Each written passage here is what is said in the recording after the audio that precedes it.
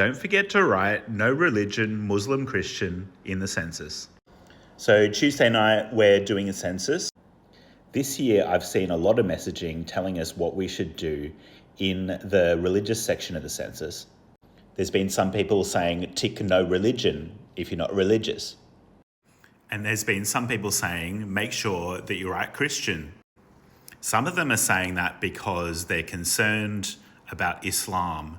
And they're saying even if you're not Christian, but if you like Western culture, Western values, write Christian. I think there's probably something else they could be writing. And there's people saying if you're Muslim, make sure you write Muslim, or if you're a Shia Muslim, make sure you write Shia.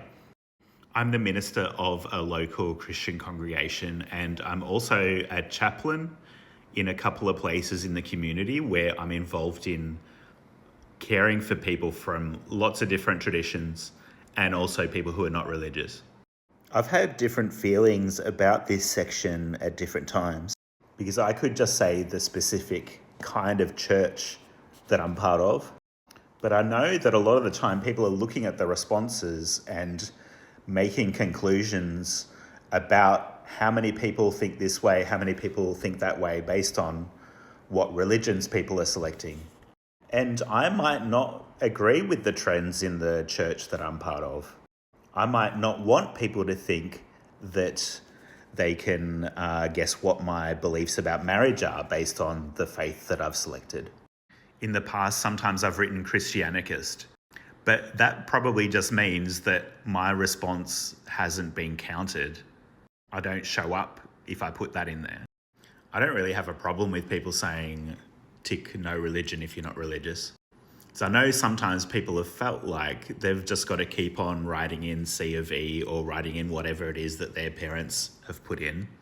People should feel like they can express what they want to express. I know some Christians would say, well, you shouldn't be writing that you're a Christian if you don't go to church. You shouldn't be saying that you're a Christian if you don't read the Bible. But the thing is, faiths change. There's plenty of people who follow a faith, but they do it privately. They don't feel like they need to go to a church or a temple or a synagogue or a mosque. They just do things in the privacy of their own place. There's a bit of a sense that that's what you should do with religion in this society. A lot of people would say religion should be private. I'm not saying that's good or bad. It's just the situation. It's just what Australian society is like. These are some of the kinds of things that I hear from people in the community. I'm a Muslim, but I'm not religious. I'm Catholic, but I'm not a Christian. I'm a Hindu and I go to church. I'm not converting. I just think that they're both the same thing.